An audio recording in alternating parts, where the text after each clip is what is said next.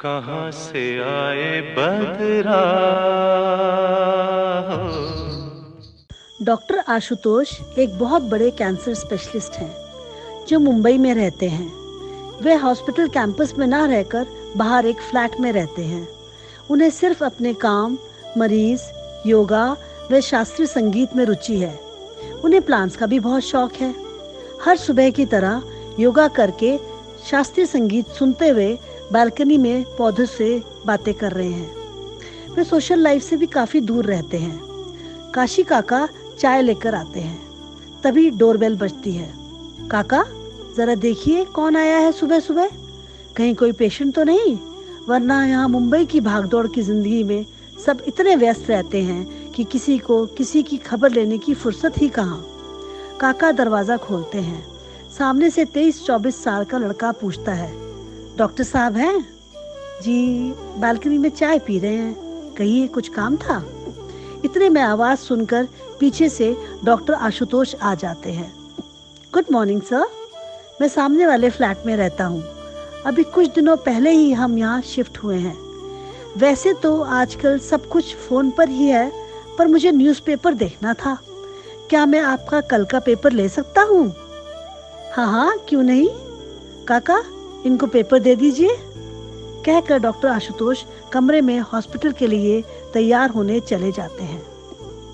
Hospital जाते समय काका डॉक्टर आशुतोष से अगले 4 दिनों के लिए अपने गांव जाने का पूछते हैं। साहब, आपको दिक्कत तो होगी, पर मेरा जाना भी जरूरी है। अरे नहीं काका, आप ऐसे क्यों सोचते हैं, मैं कर लूंगा। और हाँ, पैसे जरूर लेते जाइएगा। डॉक्टर आशुतोष को फ्री होते होते रोज ही रात हो जाती थी। अगले दिन जब वे हॉस्पिटल से घर लौटते हैं तो घर की लाइट नहीं है, इंटरकॉम भी काम नहीं कर रहा। वापस लिफ्ट की तरफ जाते हैं। यहाँ पर वही लड़का जिसका कल नाम पूछना भूल गए थे मिलता है। लड़का पूछता है, अरे सर, आप इतनी लेट? डॉक्टर आशुतोष कहते हैं, मैं तो रोज ही इसी समय आता हूँ। मुंबई का ट्रैफिक तो तुम जानते ही हो, या जान जाओगे अगर नए नए आए हो। दोनों हंसने लगते हैं। अरे, मैंने कल आपसे आपका नाम तो पूछा ही नहीं। लड़का कहता है, जी मैं समीर, सॉफ्टवेयर इंजीनियर हूँ। डॉक्टर आशुतोष बताते हैं कि घर पर लाइट नहीं है। समीर उन्हें अपने घर आने के लिए कहता है। तभी इलेक्ट्रीशियन आ जाता है। अगली सुबह बालकनी में चाय पीते हुए डॉक्टर आशुतोष को धीमे धीमे कुछ अपना सा मधुर संगीत सुनाई देता है। समझ कुछ नहीं आ रहा, आवाज टूट रही है पर कानों को बहुत भा रही है। हॉस्पिटल जाते समय लिफ्ट में समीर से फिर मुलाकात होती है।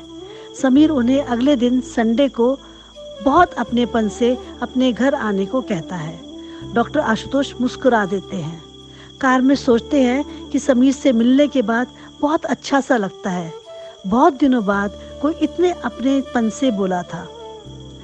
संडे सुबह डॉक्टर आशुतोष बहुत रिलैक्स्ड हैं। आज हॉस्पिटल नहीं जाना है।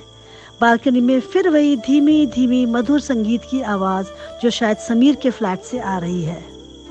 सोसाइटी में डॉक्टर आशुतोष अभी तक किसी के भी घर पे नहीं गए थे। ब्रेकफास्ट करने के बाद उन्हें समीर की आत्मीयता में बात करने का लहजा उसकी घर की घंटी की तरफ खींच लाता है। वो समीर के फ्लैट की बेल बजाते हैं। अरे डॉक्टर अंकल, आप आइए ना। समीर, तुम्हें कल मिला, बहुत अच्छा लगा, इसलिए मैं चला आया। डॉक्टर आशुतोष समीर से पूछते हैं कि वो कहाँ से है। समीर बोलता है, जी मैं सीतापुर से, लखनऊ के पास से। शायद आपने नाम भी नहीं सुना होगा। अरे नहीं नहीं नहीं, मैंने king George medical college Lucknow से ही पढ़ाई की है। अच्छा अंकल, देखिए ना हम कैसे मिल गए यहाँ। लिविंग रूम में एक धुंधली सी फोटो दीवार पर लगी है, उस पे माला भी चढ़ी है। समीर अंदर जाकर बोलता है, जीजी 2 कप चाय बना दीजिए। थोड़ी देर में जीजी चाय लेकर आती हैं। डॉक्टर आशुतोष हैरान हो जाते हैं। अरे ये जयती, जयवंती बिल्कुल भी नहीं बदली है। वही मासूम सा चेहरा, वही बड़ी सी बिंदी। बीच में समीर का फोन आ जाता है। वह दूसरे कमरे में चला जाता है। चाय टेबल पर रखी है, लीजिए ना, ठंडी हो जाएगी। दोनों हैरान हैं, एक दूसरे को देखते हैं, एकदम स्तब्ध। समीर आ जाता है। चाय में कितनी शक्कर लेंगे अंकल? जीजी 2 चम्मच भरकर डाल देती है। जीजी इतनी शक्कर? ये ज्यादा ही लेते हैं, जयती कहती है। सुनकर समीर हैरान हो जाता है। समीर का फिर कॉल आ जाता है, वह फिर चला जाता है। जयती, तुम यहाँ कैसे? तुम्हारा परिवार? समीर तुम्हारा ही बेटा है? जयती बताती है, भैया भाभी के एक्सीडेंट के बाद समीर अकेला रह गया था। शास्त्री जी भी इस सदमे से चले बसे। अरे शास्त्री जी भी? वो कब हुआ जयती? और तुम्हारा परिवार? जी अब समीर ही मेरा परिवार है, मैंने विवाह नहीं किया। समीर आ जाता है और पूछता है, अंकल क्या आप जीजी को जानते हैं? माँ पापा वे शास्त्री जी के जाने के बाद जयती बुआ को मैं जीजी ही बुलाता हूँ। तुम्हारे दादाजी शास्त्री जी को कौन नहीं जानता, मैंने भी उनसे शास्त्रीय संगीत सीखा था, वहीं जयती से मेरी मुलाकात हुई थी। समीर उठकर अंदर चला जाता है। डॉक्टर आशुतोष और जयती बातें करते हैं और पुरानी बातें याद करते हैं। सीतापुर याद है जयती? वह छोटा सा कस्बा, शाम का संगीत सीखना और वह बड़ा सा चबूतरा जहां हमने कितनी शामें साथ गुजारी। और हाँ आशुतोष, वो रात की रानी की महक, वो वर्षा की फुहार, बारिश के बाद की मिट्टी की सौंधी सौंधी खुशबू और वो काले काले बदरा। और जयती, बिजली का गिरना और तुम्हारा डर जाना और तुम्हारी हथेलियों की हिना की खुशबू और कभी कभी बेख्याल होकर तुम्हें छू जाना। जयती आज भी पहले की तरह शर्मा सी जाती है। कितना समय आशुतोष और जयती ने साथ गुजारा था सीतापुर में, और मन ही मन एक दूसरे को चाहते हुए भी कभी एक दूसरे को इजहार नहीं कर पाए। और जयती तुम्हारा संगीत? आशुतोष, तानपुरा तो रखा है पर उसकी तान भूल गई हूँ। तो जयती रियाज क्यों नहीं करती हो? रियाज कैसे करूँ आशुतोष, यादों में चली जाती हूँ। और आप कब से यहाँ? और आपका परिवार? डॉक्टर आशुतोष बताते हैं कि वो अकेले ही रहते हैं। सीतापुर छोड़ने के बाद मेडिकल कॉलेज में पढ़ाई की, फिर विदेश चले गए। समय ही नहीं मिला, कभी सोचा ही नहीं विवाह का। डॉक्टर आशुतोष, और आपका संगीत? हाँ, मैं तो रोज रियाज करने की कोशिश करता हूँ। अच्छा चलिए बताइए फिर, याद कीजिए हमारा फेवरेट राग कौन सा था? थोड़ा रुककर डॉक्टर आशुतोष बोलते हैं, राग मेघ, जिस पर आधारित गीत था कहाँ से आए बदरा। डॉक्टर आशुतोष, आपको तो सब याद है। जयती, जब भी लखनऊ के हॉस्टल से सीतापुर की बस दिख जाती थी तो मैं सीतापुर को याद कर लेता था। आशुतोष, क्या तुम सिर्फ सीतापुर को ही याद करते थे और कोई याद नहीं थी आपकी? डॉक्टर आशुतोष थोड़ा शर्मा से जाते हैं और बाहर की तरफ देखने लगते हैं तो उनको तानपुरा दिख जाता है। तानपुरे पे हल्की सी धूल है, वो उसकी धूल को बहुत प्यार से पोंछ देते हैं।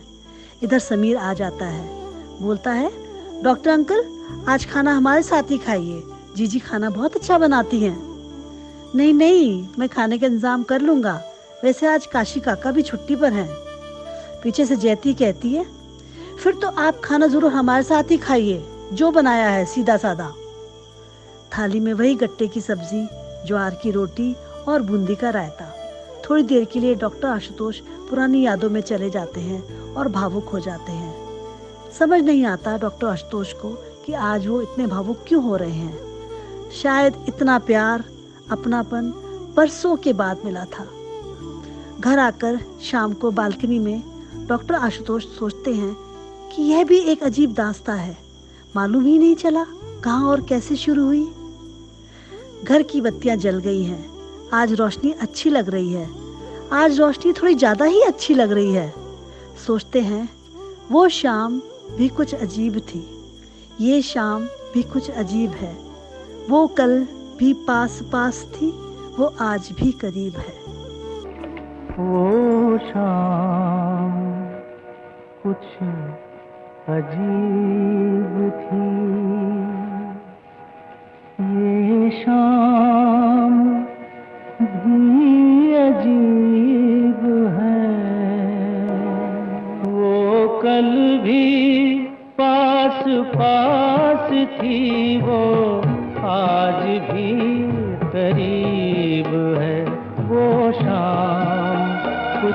अजीब थी ये शाम भी अजीब है, वो कल भी पास पास थी, वो आज भी करीब है, वो शाम कुछ अजीब